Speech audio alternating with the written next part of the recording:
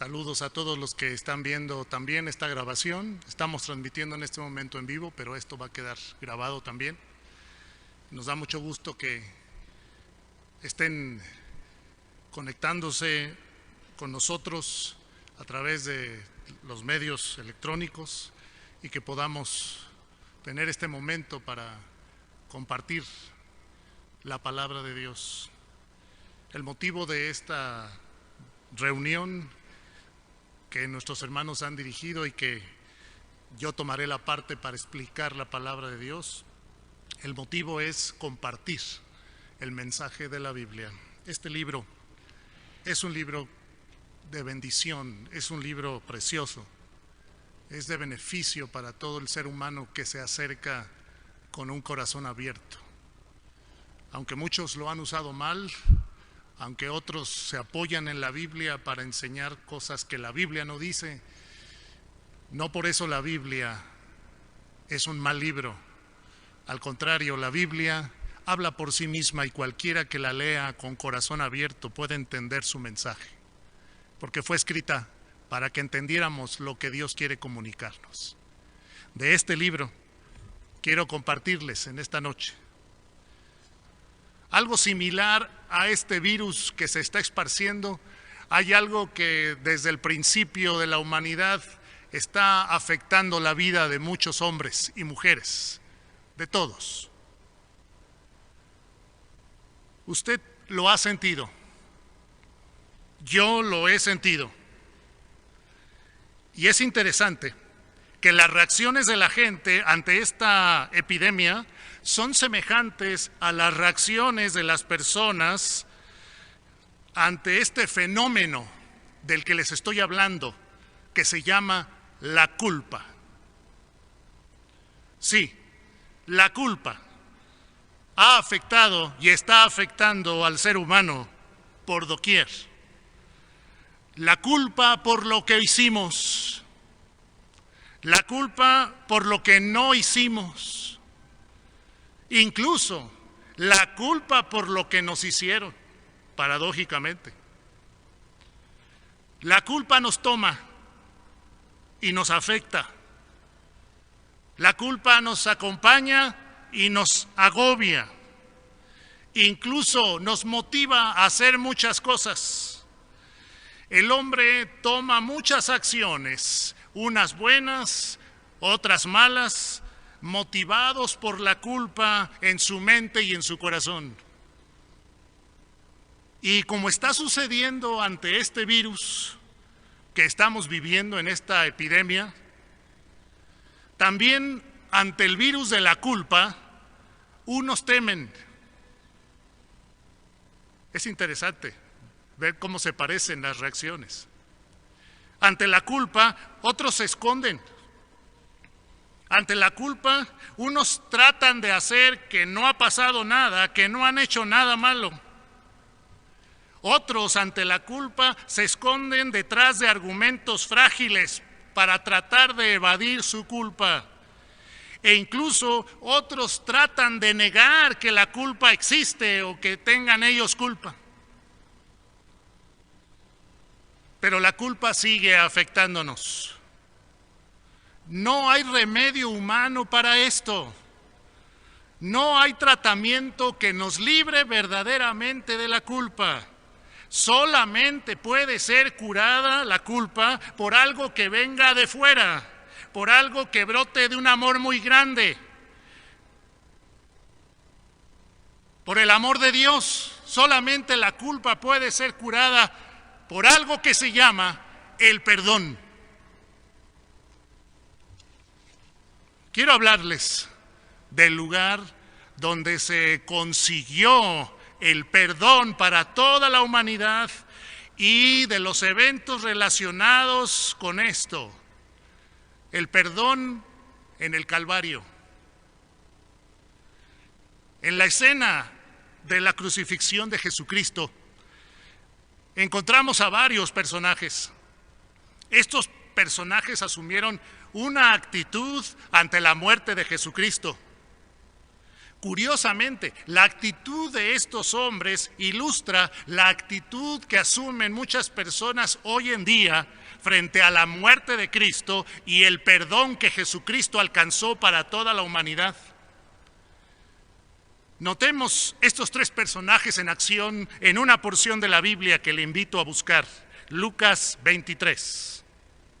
Lucas 23, por favor, si usted no tiene una Biblia a la mano, escuche, voy a leer este pasaje de la Biblia y si tiene una Biblia, sáquela.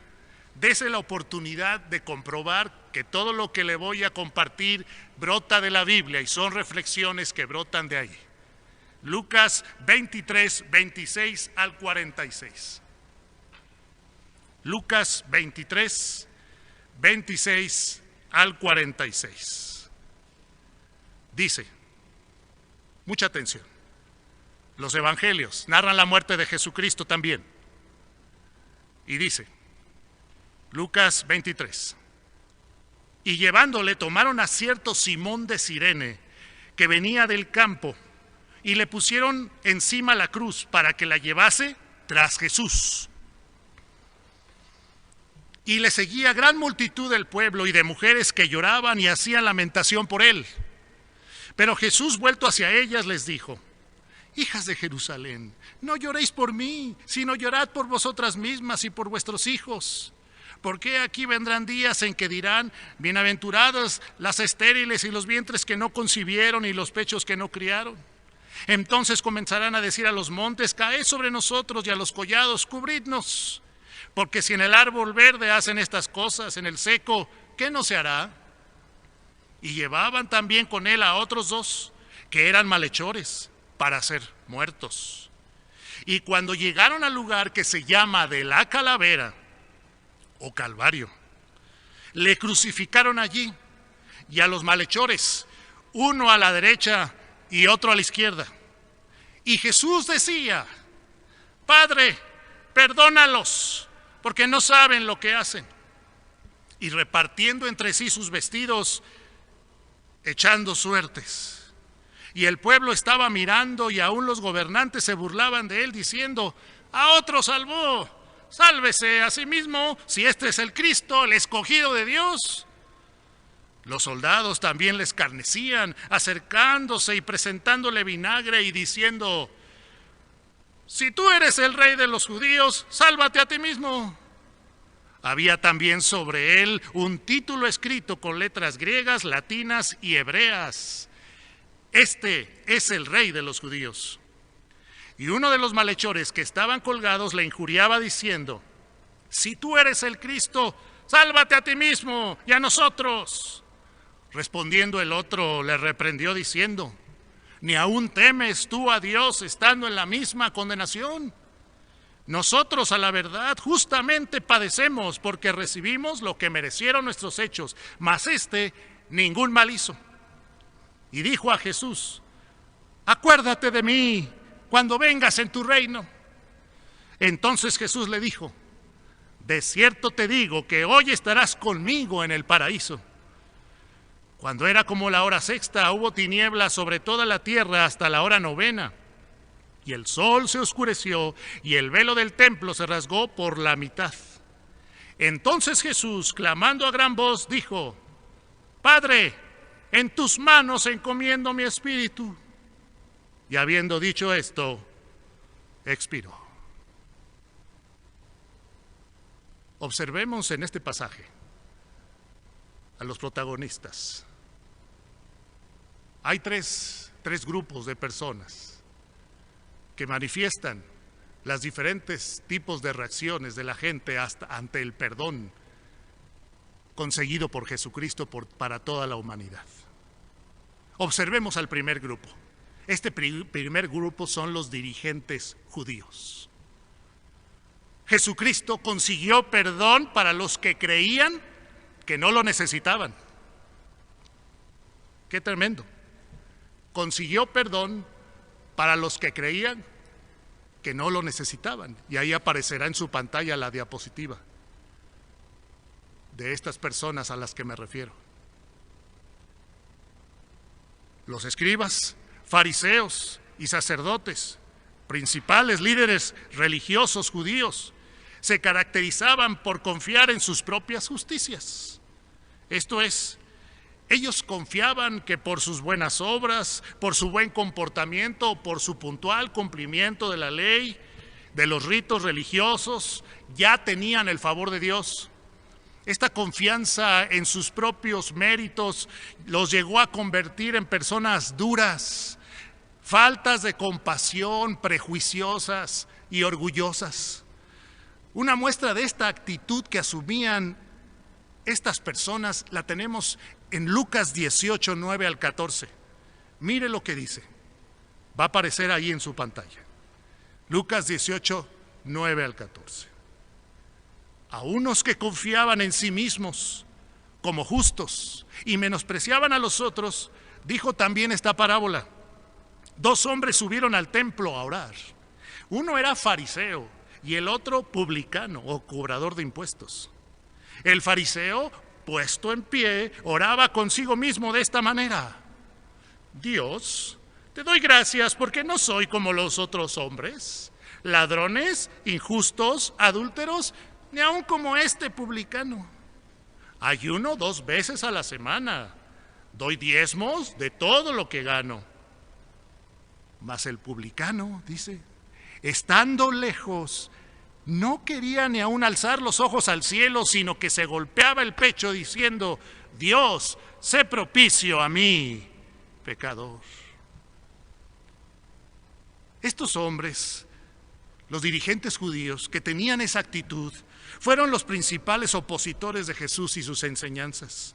Nota la actitud de confianza en sus buenas obras cuando el fariseo dice: te doy gracias porque no soy como los otros hombres, y luego habla de todas las cosas con las que cumplía. Esa era la actitud de aquellos opositores de Jesús, que se burlaron cuando Jesucristo estaba crucificado. En Mateo 27, 41 al 43, nos dice lo siguiente: de esta manera también los principales sacerdotes, escarneciéndole, o sea, burlándose de él, con los escribas y los fariseos y los ancianos, decían: a otro salvó, a sí mismo no se puede salvar. Si es el Rey de Israel, descienda ahora de la cruz y creeremos en él. ¿Confió en Dios? Líbrele ahora si le quiere, porque ha dicho: soy hijo de Dios. Sus burlas manifiestan la gran seguridad que tenían de que su sistema de creencias era correcto y que para ellos Jesús no era más que un engañador o un malhechor.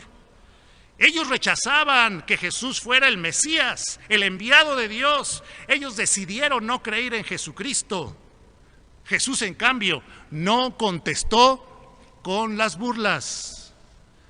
Sin embargo, por estos hombres que no mostraban misericordia, que no mostraban tampoco ninguna necesidad de ser perdonados por parte de Dios y que creían que no necesitaban el perdón de Dios, por ellos Jesucristo estaba muriendo en la cruz también. Cristo, amigos, consiguió en la cruz perdón para todos.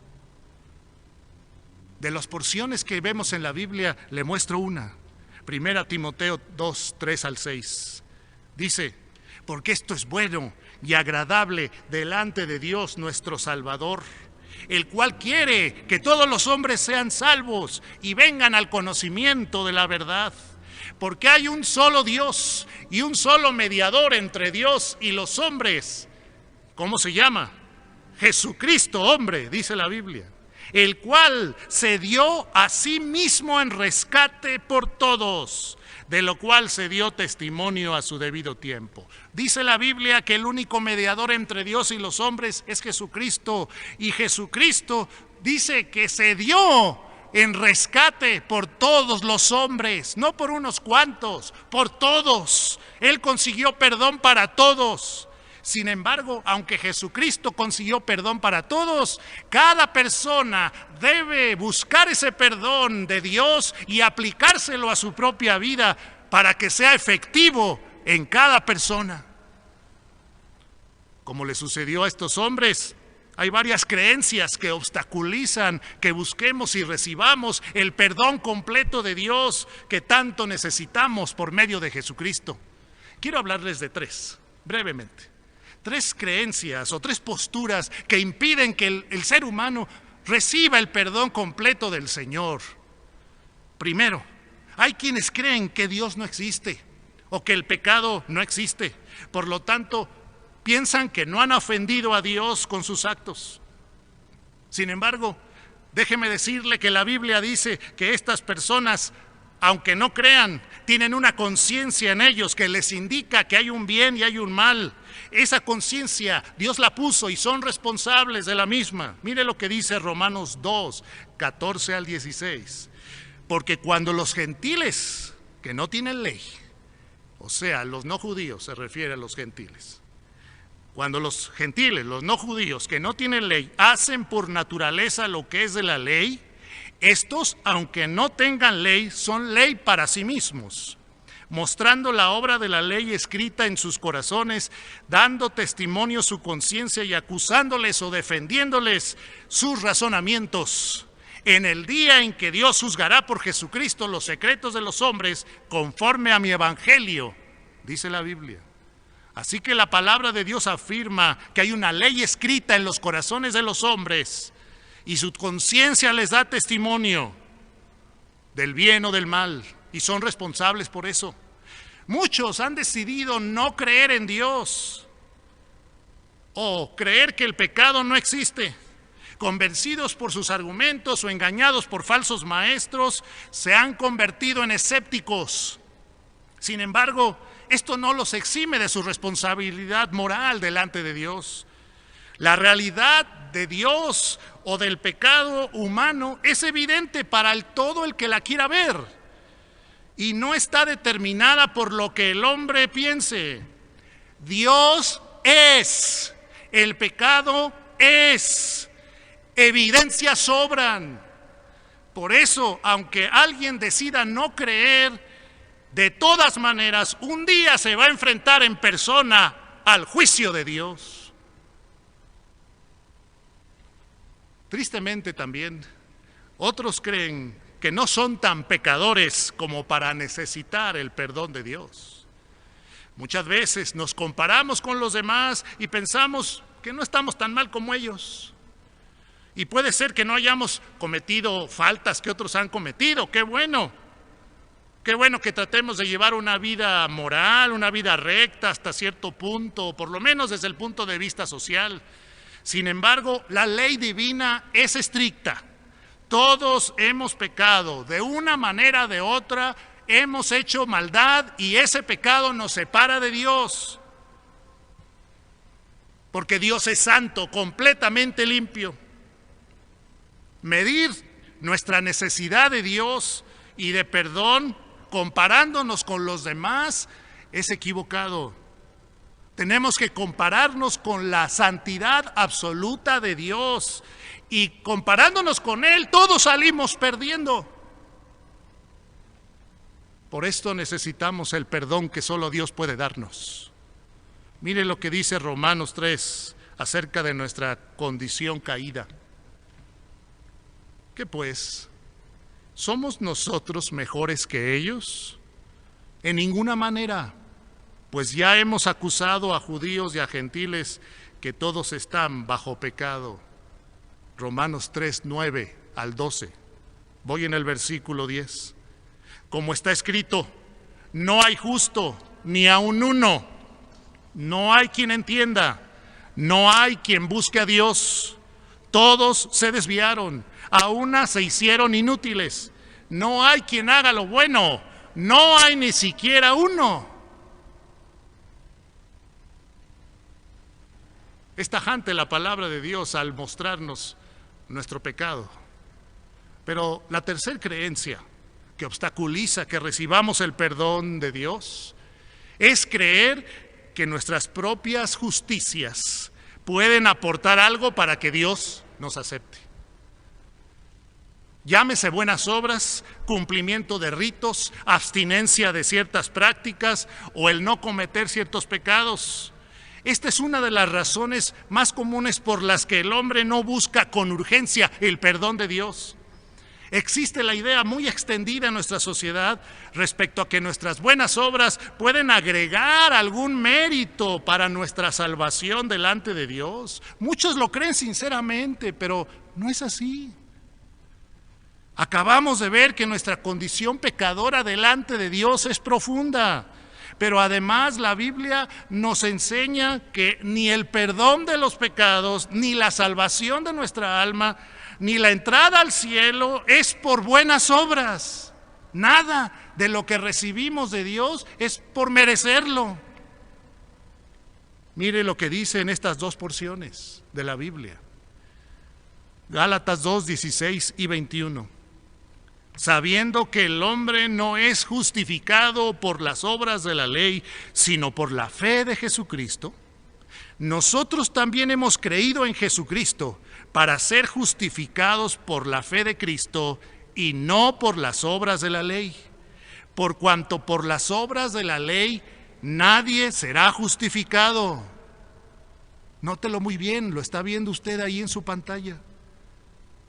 Es muy clara la Biblia. Y luego el 21 dice, no desecho la gracia, o sea, el favor inmerecido de Dios.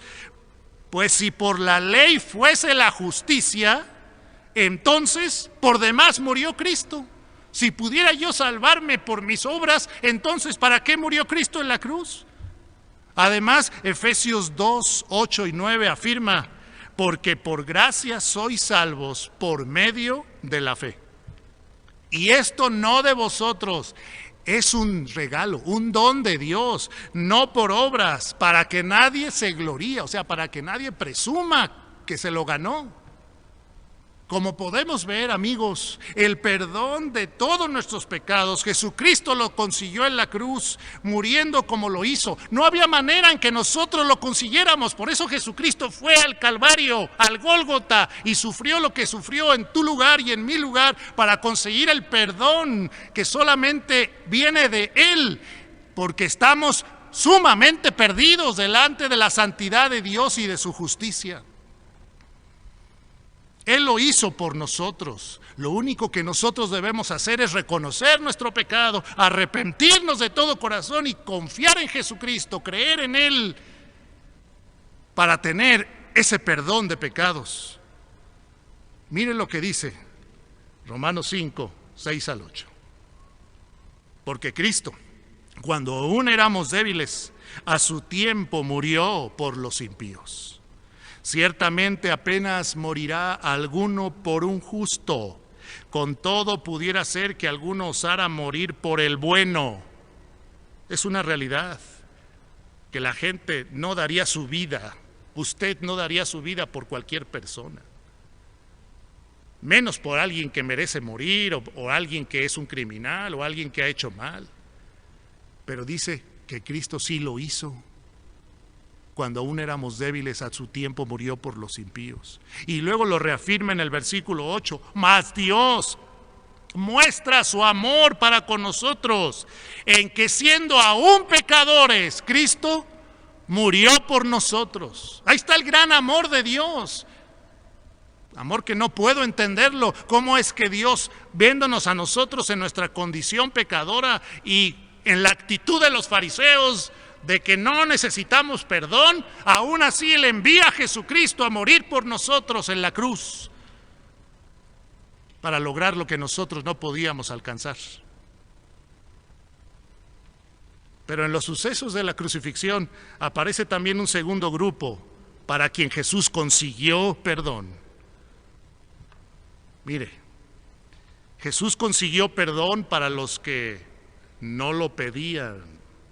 Lo repito, Jesús consiguió perdón para los que no lo pedían. No solo consiguió perdón para los que pensaban que no lo necesitaban. Jesucristo consiguió perdón para los que no lo pedían.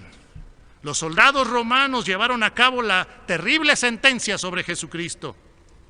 Los historiadores nos dicen que los soldados romanos apostados en Judea en esos tiempos eran fuerzas auxiliares, no ciudadanas, eran grupos de infantería y alas de caballería reclutadas de entre los no judíos de Palestina y las regiones aledañas. La labor de estos soldados era de represión, de vigilancia, y estaban asentados en guarniciones en distintos puntos de la provincia.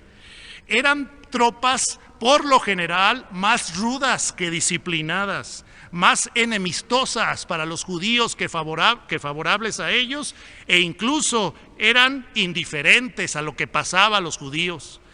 Y a veces, con razón, el pueblo temía más la libre iniciativa de los soldados que de los mandos militares o políticos.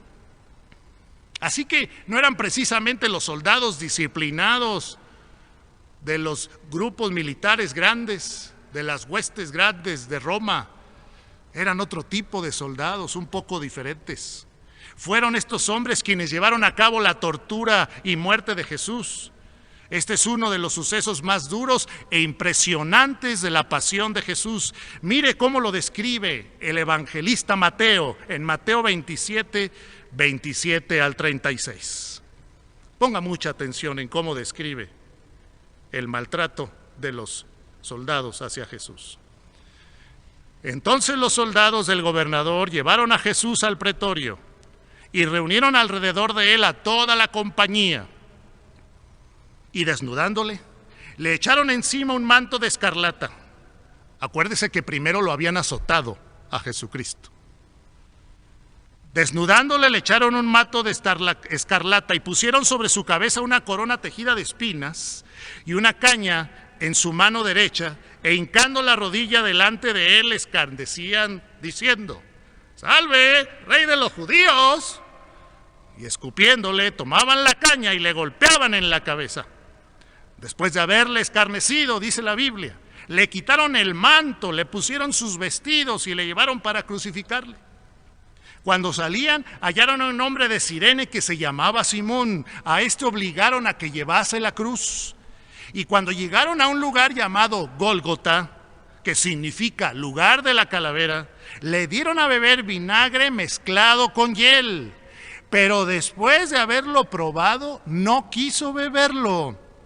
Cuando le hubieron crucificado, repartieron entre sí sus vestidos, echando suertes para que se cumpliese lo dicho por el profeta: partieron entre sí mis vestidos y sobre mi ropa echaron suertes.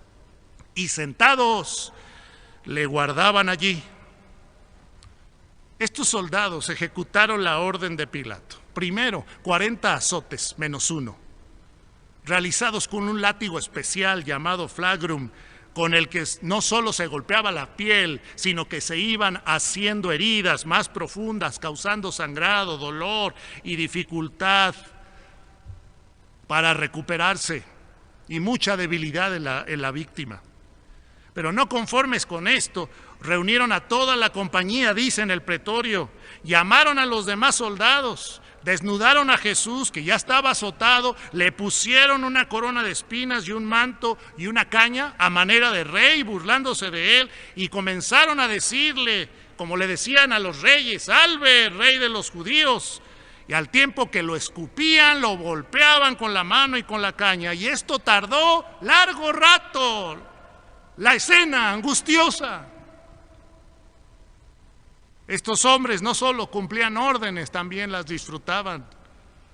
Humillaron a su víctima, se burlaron de ella. Por eso, la profecía del Salmo 22 acerca de los sufrimientos de Jesucristo, revísela después, todo el Salmo describe los sufrimientos de Jesucristo 1000 años antes. Esta profecía describe así a estos hombres. Mire lo que dice el Salmo 22. Me han rodeado muchos toros, fuertes toros de Basán me han cercado. Abrieron sobre mí su boca como león rapaz y rugiente, porque perros me han rodeado. Me ha cercado cuadrilla de malignos. Horadaron, o sea, hicieron agujeros en mis manos y mis pies. Contar puedo todos mis huesos. Entre tanto ellos me miran y me observan. repartieron entre sí mis vestidos y sobre mi ropa echaron suertes. Estos hombres eran, como los describe, auténticos leones, toros que embistieron al Señor, cuadrilla de malignos que hicieron daño a aquel que nunca había hecho maldad. Pero eso no les importaba, disfrutaron hacerlo, maltratar a un pobre inocente. Sin embargo, después de acabar esta burla sangrienta, le quitan el manto a Jesús, le ponen sus vestidos sucios y lo sacan para crucificarlo. Tan débil estaba Jesús que tuvieron que traer a una persona y obligarlo a que cargara y llevara la cruz los metros que la tuvo que cargar. Entonces, al llegar al Gólgota, lugar de la calavera, lo crucificaron. Le aplicaron la pena máxima. ¿Sabía usted que la crucifixión era el castigo que estaba reservado para los peores criminales? Antes de clavarlo en el madero, intentaron drogar al Señor. Por eso le querían dar vino mezclado con mirra, una bebida anestésica.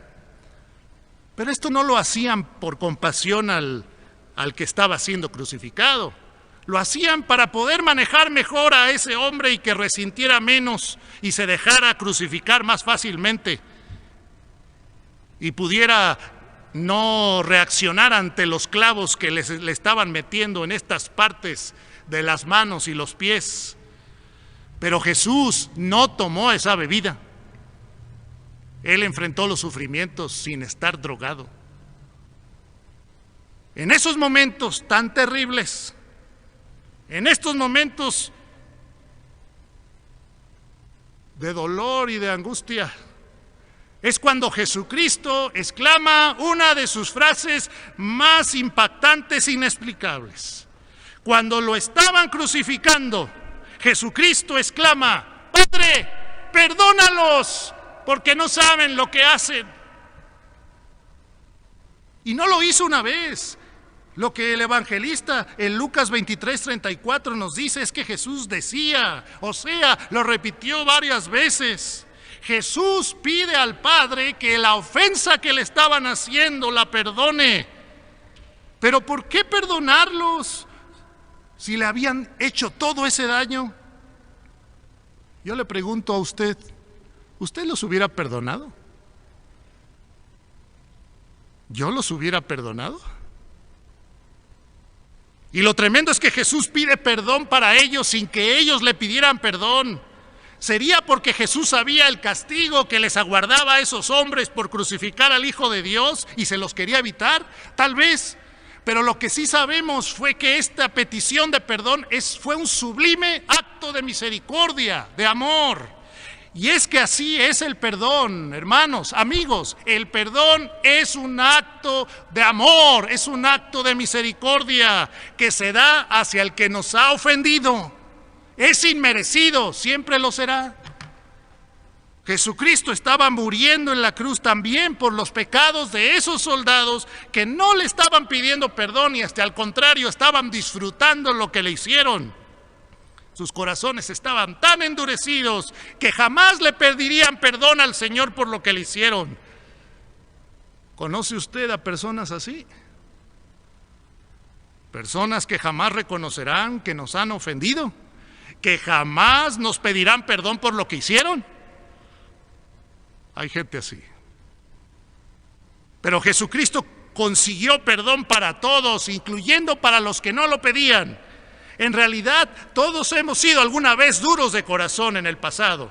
Cuando hicimos mal y hemos ofendido a Dios, nos lo hemos guardado, no hemos querido reconocerlo, nuestro orgullo nos lo impidió hacerlo. Y así, a veces podemos durar años en nuestro orgullo de no reconocer el mal que hicimos. Sin embargo, muchas personas con el tiempo reaccionan y reconocen su error, pero a veces ya es demasiado tarde para remediar el daño. No obstante, esta actitud que muchas personas tienen de no reconocer su pecado y hasta disfrutarlo, Dios en su misericordia envió a su Hijo para conseguir salvación para todos ellos. Es que así es el carácter de Dios, amigos. Mire lo que dice la palabra de Dios en Tito 3, 3 al 6. Reflexionando el apóstol Pablo, viendo hacia el pasado de su propia vida y de nuestra vida, dice: porque nosotros también éramos en otro tiempo insensatos, rebeldes, extraviados, esclavos de concupiscencias o malos deseos y placeres o deleites diversos, viviendo en malicia y envidia, aborrecibles y aborreciéndonos unos a otros. Pero cuando se manifestó la bondad de Dios nuestro Salvador y su amor para con los hombres, nos salvó, no por obras de justicia que nosotros hubiéramos hecho, sino por su misericordia, por el lavamiento de la regeneración y por la renovación en el Espíritu Santo, el cual derramó en nosotros abundantemente. ¿Por quién? Dice: por Jesucristo nuestro Salvador. Fue la bondad de Dios, fue su amor para con nosotros, siendo como éramos y a pesar de como éramos, que Él envía a su Hijo Jesucristo a morir por nosotros, en nuestro lugar. Por esto aquellos que rechazan, aquellas personas que no quieren entregarse a Jesucristo, que no quieren pedir perdón a Dios de todo lo malo que hicieron, que rechazan la muestra de amor de Dios al dar a su Hijo Jesucristo, ¿qué es lo que están haciendo? Están escogiendo entonces el castigo que merecen, la condenación eterna en el infierno. Porque mire lo que dice la Biblia, cómo el gran amor de Dios se expresó, pero muchos se van a condenar por no aprovecharlo. Dice Juan 3, 16 al 19, porque de tal manera, tanto amó Dios al mundo, de tal manera amó Dios al mundo, que ha dado a su Hijo unigénito, para que todo aquel que en Él cree no se pierda, mas tenga vida eterna. Acompáñeme a leer, si usted tiene una Biblia, los siguientes versículos. Porque no envió Dios a su Hijo al mundo para condenar al mundo, sino para que el mundo sea salvo por Él. El que en Él cree no es condenado, pero el que no cree ya ha sido condenado porque no ha creído en el nombre del unigénito Hijo de Dios. Y luego define la condenación. Y esta es la condenación. ¿Me acompaña? Que la luz vino al mundo y los hombres amaron más las tinieblas que la luz porque sus obras eran malas. Amigo, que me estás escuchando, te invito a aprovechar el favor inmerecido de Dios que se nos da a través de su palabra. Reconoce por favor tu necesidad de perdón, arrepiéntete de tus pecados delante de Dios con toda sinceridad. Deja que el perdón de Dios llegue a tu corazón para siempre, por medio de Jesucristo. Pero en el Gólgota había un tercer grupo, un grupo de personas para quienes Jesús consiguió perdón. Número 3, Jesús consiguió perdón para los que no lo merecían. Recapitulemos. Jesucristo consiguió perdón para los que pensaban que no lo necesitaban. Jesucristo consiguió perdón para los que no lo pedían. Y también Jesucristo en la cruz consiguió perdón para los que no lo merecían. Cuando crucificaron a Jesús, recordemos que con Él clavaron también a 2 ladrones. Aquí entran en escena estos personajes. La Biblia registra que estos ladrones hicieron algo muy lamentable después de que crucificaron a Jesús y los crucificaron a ellos. Aparte de los crímenes por los que estaban pagando, estos hombres se unieron a los demás que se estaban burlando de Jesús, deshonrándolo y menospreciándolo.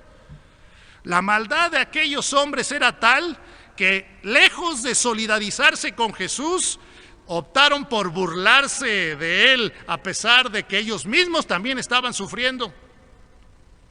puesto que eran participantes del mismo dolor, uno esperaría que se compadecieran del otro que estaba sufriendo lo mismo, pero su dureza de corazón era grande.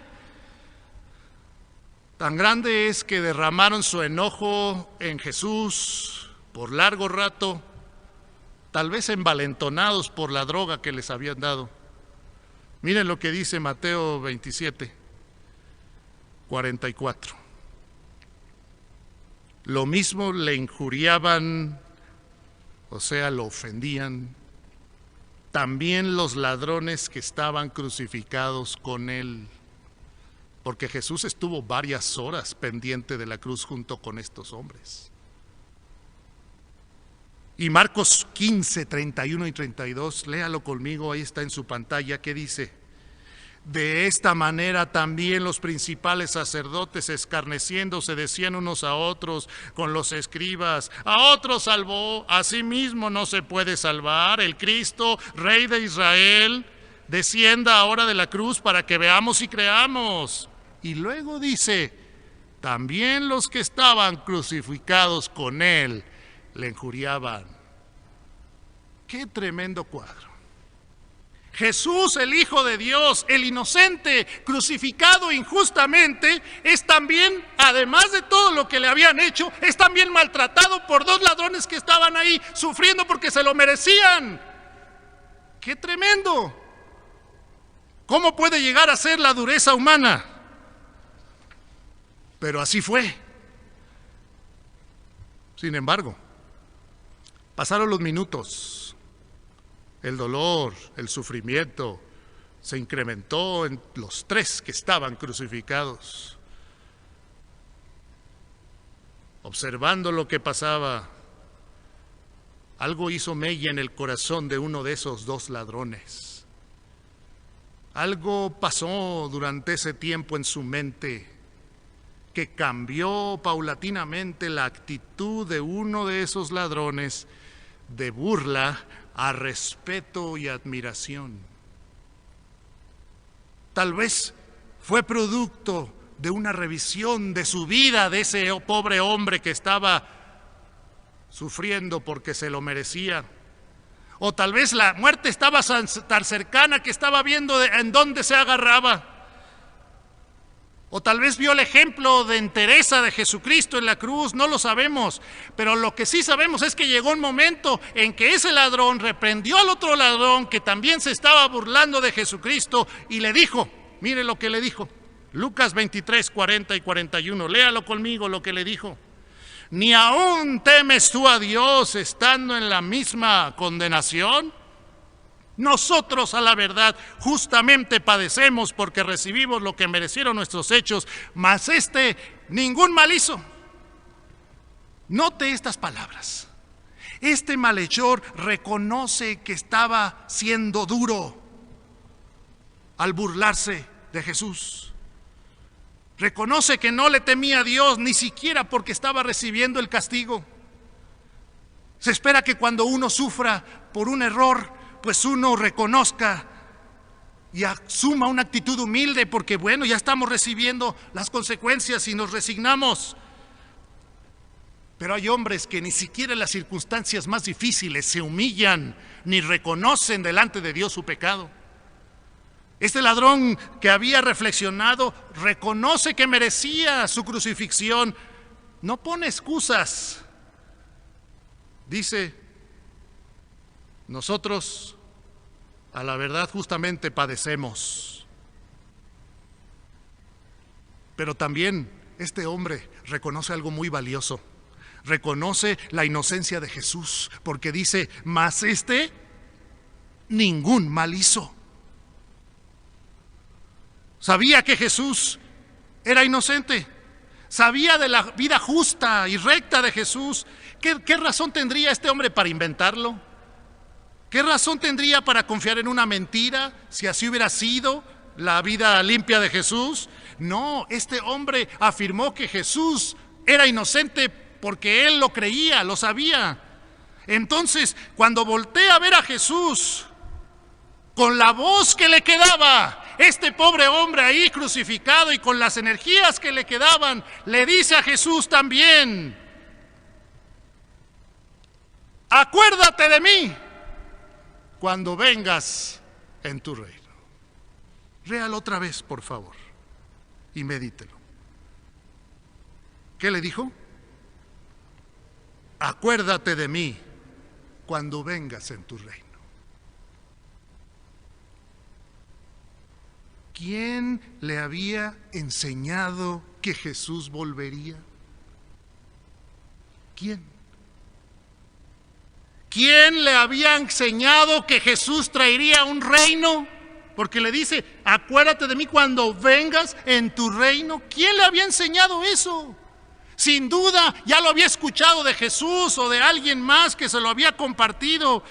Pero en ese entonces, en el pasado, no quiso creer. Hasta ahora, recibiendo las consecuencias de su pecado, está dispuesto a creer y clama al Señor. Amigo, te invito a que recuerdes una cosa: no importa si ya estás sufriendo las consecuencias de tu pecado, no importa si la muerte está cerca de tu vida, puedes todavía acudir a Jesucristo y pedirle perdón de tus pecados con todo tu corazón. Hazlo ahora.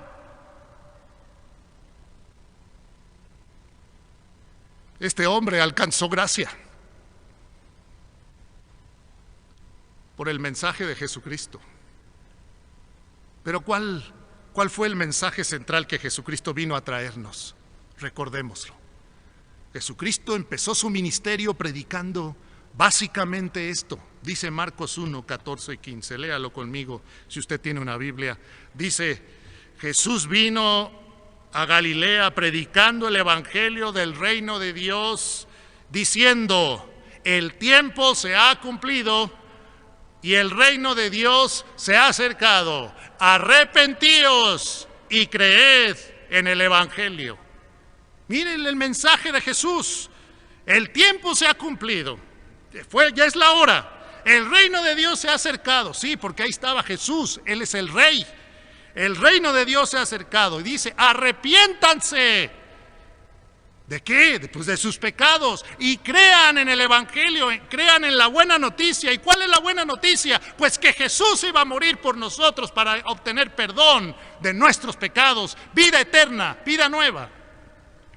Así que la petición sincera del ladrón incluía arrepentimiento, o sea, reconoció su pecado, reconoció que había ofendido a Dios y estaba dolido.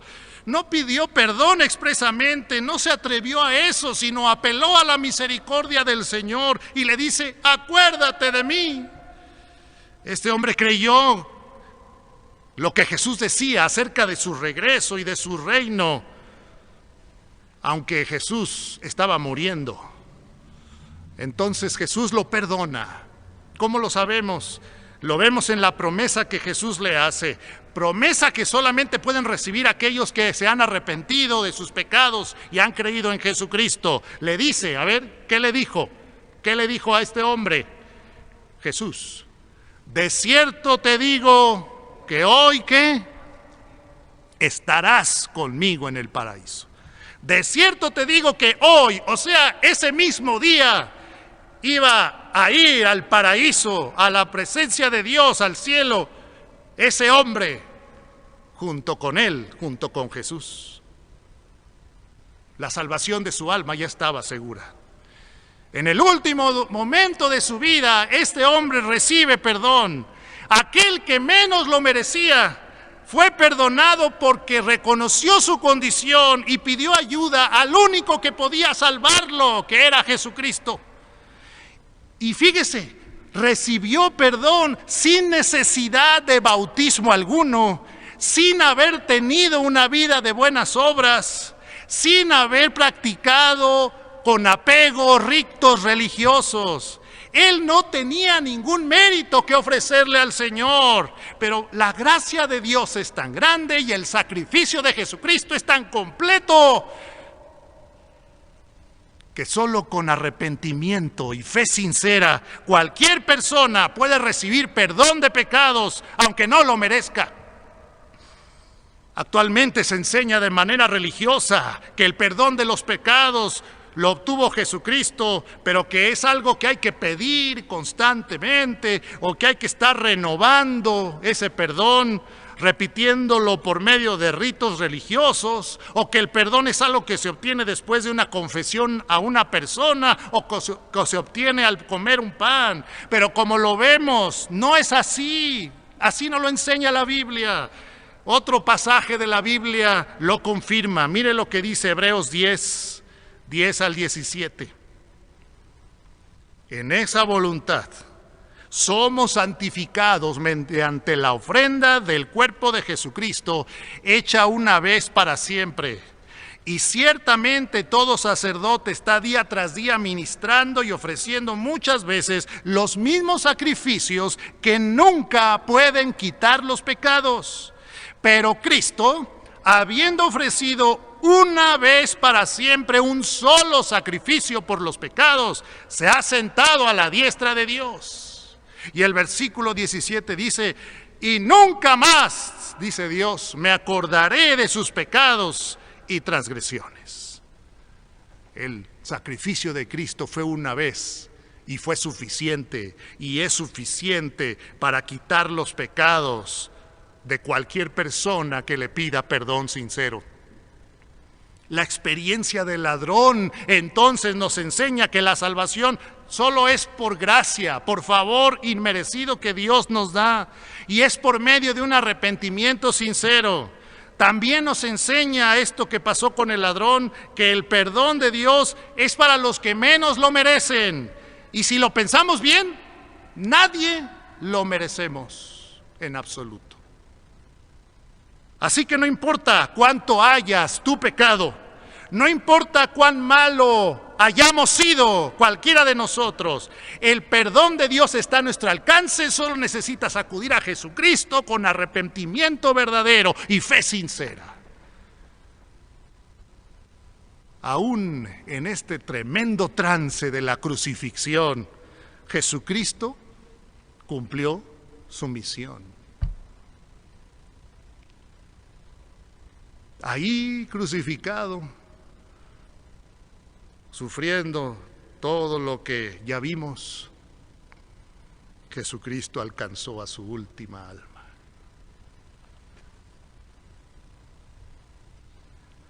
También te puede alcanzar a ti.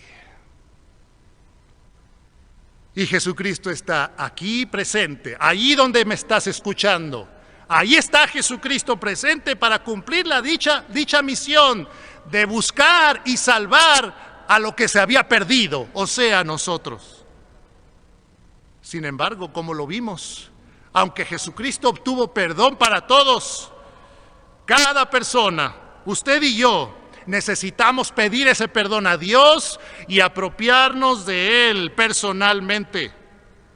Le pregunto, ¿es usted de los que pensaban que no necesitaban tanto el perdón de Dios? ¿O eres de los que en el pasado ni siquiera le pedían perdón? ¿O eres de los que sienten que no merecen el perdón? Todos nos identificamos con alguno de estos tres personajes que estudiamos. Pero note que solamente uno obtuvo el perdón total de sus pecados, porque lo buscó. El perdón total de nuestros pecados ya lo alcanzó Jesucristo, porque Jesucristo fue suficiente su sacrificio por nosotros. Y es por gracia, no lo merecemos, pero cada persona debe pedirlo a Dios y apropiarse de ese perdón. ¿Cómo puede hacerlo? Mire lo que nos dice la palabra de Dios en Primera de Juan 5, Primera de Juan 1, versículos 5 al 10.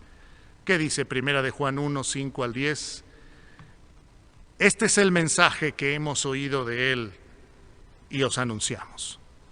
Dios es luz y no hay ningunas tinieblas en él. Si decimos que tenemos comunión con él y andamos en tinieblas, mentimos y no practicamos la verdad.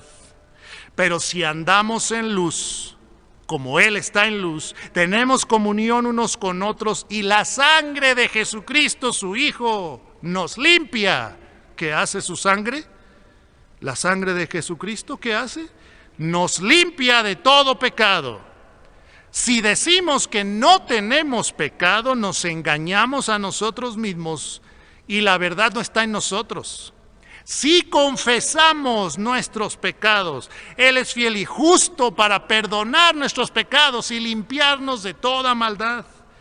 Si decimos que no hemos pecado, le hacemos a Él mentiroso y su palabra no está en nosotros. Así que este pasaje nos indica cómo puede usted y yo tener el perdón de Dios completo por medio de Jesucristo. Primero, reconoce que has pecado delante de Dios. Reconoce, no niegues que tienes culpa. Reconoce todo lo malo que has hecho delante de Dios y de su santidad. Segundo, cree que la sangre de Cristo es el único medio para limpiarnos, para perdonarnos.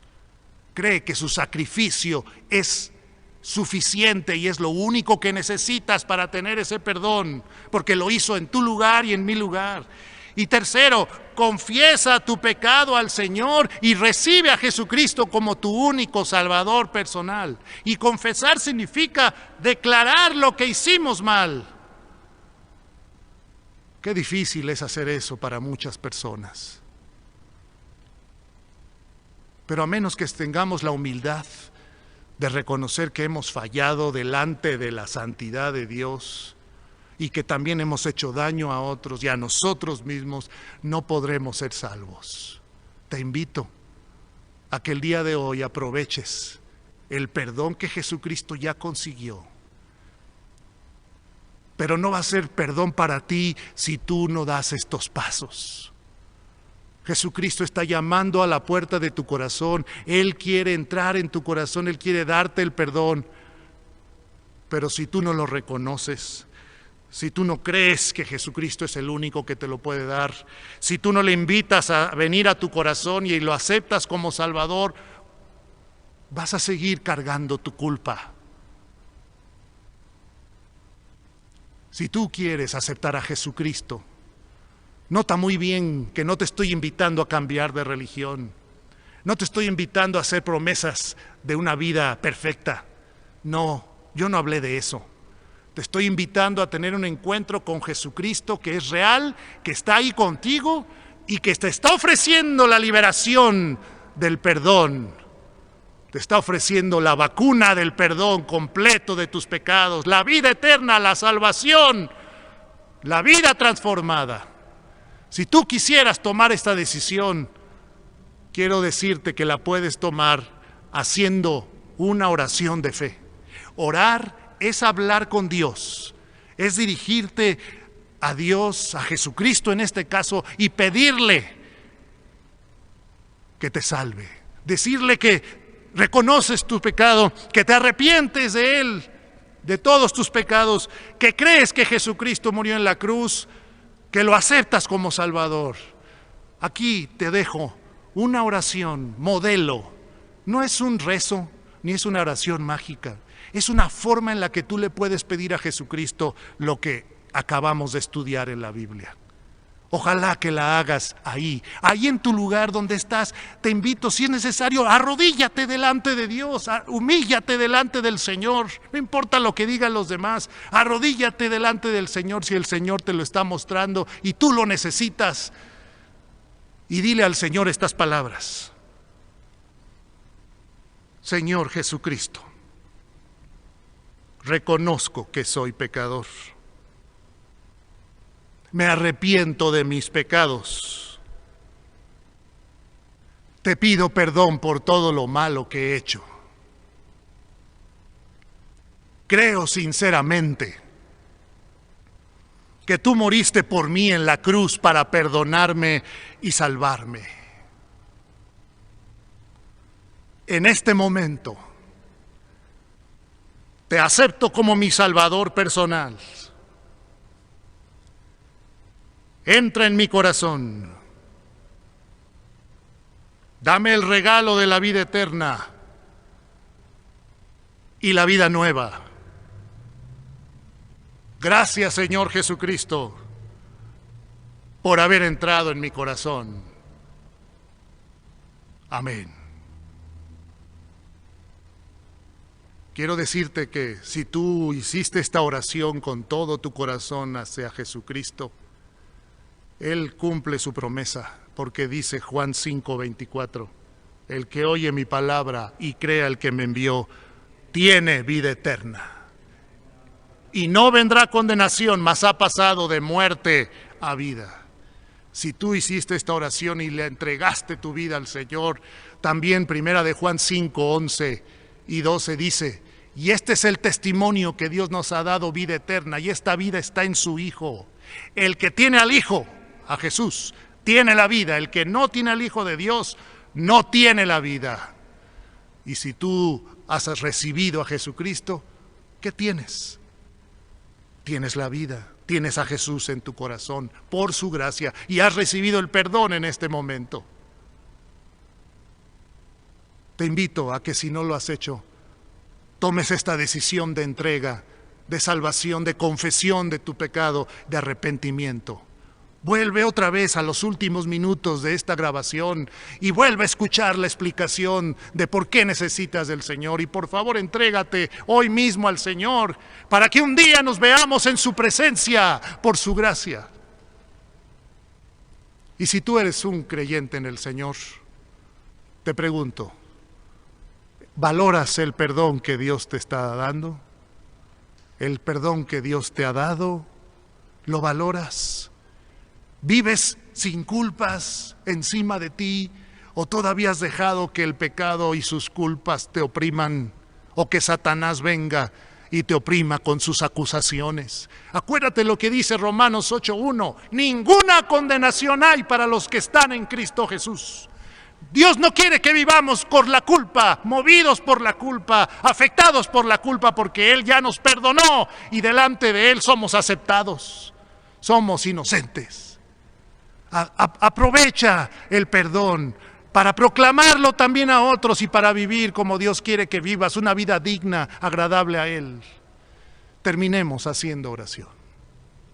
Señor, te agradezco el permitirme compartir por este medio tu palabra y te ruego en el nombre de Cristo que tú bendigas a todas las personas que han escuchado esta transmisión o que están viendo esta grabación y que ellos, Señor, sean tocados por tu palabra y que lo más pronto posible, si no lo han hecho, puedan entregar su vida a Jesucristo y obtener el verdadero perdón completo y ser libres de la culpa.